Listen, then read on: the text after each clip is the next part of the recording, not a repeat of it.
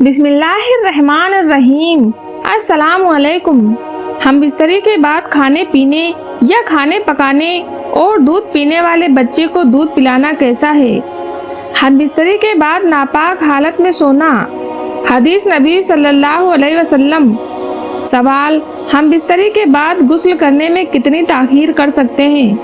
سوال نمبر 2، ہم بستری کے بعد کھانے پینے یا کھانے پکانے اور دودھ پینے والے بچے کو دودھ پلانا کیسا ہے؟ جواب: کم علمی کی وجہ سے لوگ جنبی حالت میں خود کو، اپنے کپڑوں کو، اپنے بستر کو ناپاک سمجھتے ہیں اور کھانے کو، کام کاج کو ہاتھ نہیں لگاتے جب تک کہ غسل نہ کر لیں، اور خواتین بھی بچوں وغیرہ کو دودھ پلانا، کھانے کو ہاتھ لگانا گناہ سمجھتی ہیں، یہ سوچ کر کہ وہ ناپاک ہیں۔ اور کچھ عورتیں سمجھتی ہیں کہ غسل کے بنا آٹا گوندنے سے بے برکتی ہوگی، حالانکہ شریعت محمدی اس جہالت کو رد کرتی ہے، اور اس سلسلے میں اللہ کے پیارے نبی حضرت محمد صلی اللہ تعالی علیہ وسلم کی صحیح اور مستند احادیث مبارکہ موجود ہے۔ ہم بستری کرنے کے بعد مرد یا عورت کے لیے صرف نماز، طواف اور مسجد میں ٹھہرنا حرام ہے، اور اس کے علاوہ باقی تمام کام کرنے جائز ہیں۔ مرد و خواتین پر کہیں بھی کوئی ایسی پابندی کا ذکر نہیں ہے، بلکہ غسل کرنے سے پہلے بھی جنابات کی حالت میں تمام لوگ عام روٹین کے کام کاج کر سکتے ہیں۔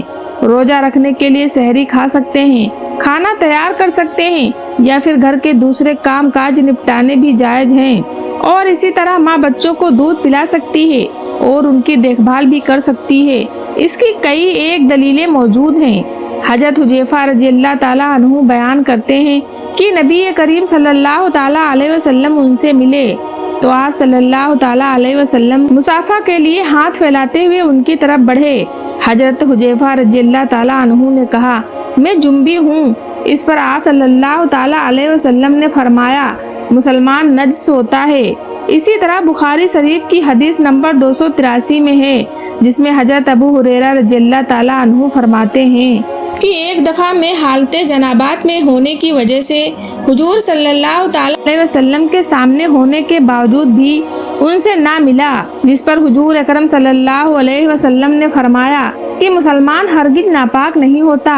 حافظ ابن حجار رحمۃ اللہ علیہ فتح الباری میں کہتے ہیں، ایک حدیث میں اس بات کا جواز پایا جاتا ہے کہ غسل جنابات کو اس کے واجب ہونے کے اول وقت میں تاخیر کی جا سکتی ہے، اور اس کا بھی جواز ہے کہ جو بھی شخص اپنی ضروریات پوری کر سکتا ہے۔ ام المومنین حضرت عائشہ رضی اللہ تعالیٰ عنہا کہتی ہیں کہ رسول اللہ صلی اللہ تعالیٰ علیہ وسلم جنبی ہوتے ہیں اور پانی چھوئے بغیر سو جاتے، پھر اس کے بعد اٹھتے اور غسل فرماتے۔ کسی نے حضرت عائشہ رضی اللہ تعالیٰ عنہا سے سوال کیا کہ اے عائشہ رضی اللہ تعالیٰ عنہا، حضرت محمد صلی اللہ تعالیٰ علیہ وسلم ہم بستری کر کے نہا لیا کرتے تھے یا ویسے ہی سو جایا کرتے تھے؟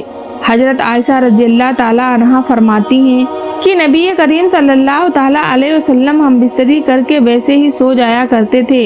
جب مؤذن رسول صلی اللہ علیہ وسلم فجر کی اذان دینے کے لیے آتا تھا تو حضرت محمد صلی اللہ علیہ وسلم غسل کر کے جسم کو خشک کیے بغیر ہی مسجد میں تشریف لے جاتے اور نماز فجر کی جماعت کرواتے، اور میں گھر میں آپ صلی اللہ علیہ وسلم کی آواز سنتی رہتی۔ پھر آپ صلی اللہ علیہ وسلم روزہ رکھ لیتے تھے۔ کسی نے حضرت عامر رضی اللہ عنہ سے پوچھا، کیا یہ روزوں کے مہینے میں ہی ہوتا تھا یا عام معمول میں بھی یہی ہوا کرتا تھا؟ تو حضرت عامر رضی اللہ عنہ نے فرمایا کہ روزوں کے علاوہ بھی ایسا ہوا کرتا تھا۔ حضرت عائشہ رضی اللہ تعالیٰ سے مروی ہے کہ آپ صلی اللہ علیہ وسلم ہم بستری کرنے کے بعد جب جنابات کی حالت میں ہوتے اور سونے کا ارادہ کرتے تو شرمگاہ کو دھو لیتے اور نماز کی طرح وضو کرتے۔ دوستوں، ہم بستری کے بعد افضل یہی ہے کہ آدمی جلدی غسل کر کے پاک صاف ہو جائے، لیکن اگر نماز کے وقت تک غسل کو مؤخر کر دے تو گناہگار نہیں ہوگا۔ البتہ فجر تک غسل مؤخر کرنے کی صورت میں اگر ہم بستری کے بعد سونا ہو تو بہتر یہ ہے کہ آدمی استنجا اور وضو کر لے، پھر سو جائے اور پھر بیدار ہو کر غسل کر لے۔ چنانچہ مشکوٰۃ شریف کی روایت میں ہے، حضرت عمر فاروق رضی اللہ عنہ نے سرکار دو عالم صلی اللہ علیہ وسلم سے عرض کیا کہ مجھے رات کو جنابات لاحق ہوتی ہے، یعنی احتلام یا جماع سے غسل واجب ہوتا ہے۔ آپ صلی اللہ علیہ وسلم نے فرمایا کہ اسی وقت وضو کر کے وضو دھو کر سو جایا کرو، مجاہر حق میں ہے یہ وضو کرنا جنبی کے سونے کے لیے طہارت ہے، یعنی جنبی وضو کر کے سویا تو گویا وہ پاک سویا۔ لہذا ایک حدیث سے معلوم ہوا کہ جس رات کو احتلام ہو جائے یا جماع سے فراغت ہو اور اس کے بعد سونے کا ارادہ ہو یا بے وجہ کسی ضرورت غسل جنابات میں تاخیر کا خیال ہو تو ایسی شکل میں جنبی کا وضو کر لینا سنت ہے۔ اتنی بات اور سمجھ لیجئے کہ حدیث سے تو یہ معلوم ہوتا ہے کہ صورت مذکورہ میں وضو کیا جائے، اس کے بعد عضو تناسل کو دھویا جائے، حالانکہ ایسا نہیں ہے، بلکہ صحیح مسئلہ یہ ہے کہ پہلے عضو تناسل کو دھونا چاہیے، اس کے بعد وضو کرنا چاہیے۔ اس شکل میں حدیث کی مذکورہ ترتیب کے بارے میں کہا جائے کہ یہاں وضو کرنا اس لیے مقدس کر کے ذکر کیا گیا ہے کہ وضو کا احترام اور اس کی تعظیم کا اظہار پیش نظر تھا۔ حالت جنابات میں کھانا پینا یا کھانا پکانا درست ہے، بہتر یہ ہے کہ وضو کر کے کھائیں پیئیں، اور اگر وضو کے بغیر صرف ہاتھ منہ دھو کر کھا پی لے تب بھی جائز ہے۔ بچے کو دودھ پلانے کے لیے ماں کا پاک ہونا ضروری نہیں، لہذا بچہ رو رہا ہو تو عورت ناپاکی کی حالت میں دودھ پلا سکتی ہے، لیکن کوشش یہ کرنی چاہیے کہ جلد سے جلد غسل کر لیا جائے۔ حالت جنابت میں زیادہ دیر تک نہیں رہنا چاہیے۔ دوستوں، یہ یاد رہے کہ یہ وضو کرنا بھی واجب نہیں ہے، لیکن وضو کرنا اور شرمگاہ کو دھو لینا مستحب ہے۔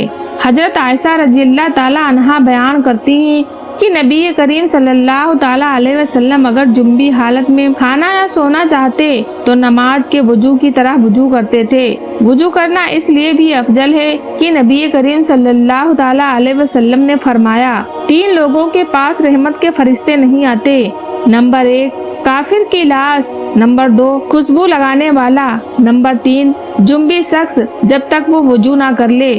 حضرت عبداللہ ابن مسعود رضی اللہ عنہ فرماتے ہیں، میں نے رسول اللہ صلی اللہ تعالی علیہ وسلم سے پوچھا، اللہ کے رسول صلی اللہ علیہ وسلم کون سا عمل سب سے افضل ہے؟ آپ نے فرمایا وقت پر نماز ادا کرنا۔ میں نے پوچھا اللہ کے رسول صلی اللہ علیہ وسلم پھر کون سا عمل زیادہ بہتر ہے؟ آپ نے فرمایا ماں باپ کے ساتھ حسن سلوک کرنا۔ میں نے پوچھا اللہ کے رسول صلی اللہ علیہ وسلم پھر کون سا عمل؟ آپ نے فرمایا اللہ کی راہ میں جہاد کرنا۔ پھر رسول اللہ صلی اللہ علیہ وسلم خاموش ہو گئے، حالانکہ اگر میں زیادہ پوچھتا تو آپ زیادہ بتاتے۔ رسول اللہ صلی اللہ تعالی علیہ وسلم نے فرمایا اللہ کے فیصلے پر راضی ہونا ابن آدم کی شہادت یعنی نیک نیتی ہے، اللہ سے خیر طلب نہ کرنا ابن آدم کی سخاوت یعنی بد بھکتی ہے، اور اللہ کے فیصلے پر ناراض ہونا ابن آدم کی سخاوت یعنی بد بھکتی ہے۔ رسول اللہ صلی اللہ علیہ وسلم نے فرمایا جب 2 مسلمان ایک دوسرے سے ملتے ہیں اور سلام مصافحہ کرتے ہیں تو ان دونوں کے ایک دوسرے سے علیحدہ اور جدا ہونے سے پہلے انہیں بخش دیا جاتا ہے۔ اللہ تعالیٰ سے دعا ہے کہ اللہ تعالیٰ ہمیں دین اسلام کے مطابق زندگی گزارنے کی توفیق عطا فرمائے، آمین۔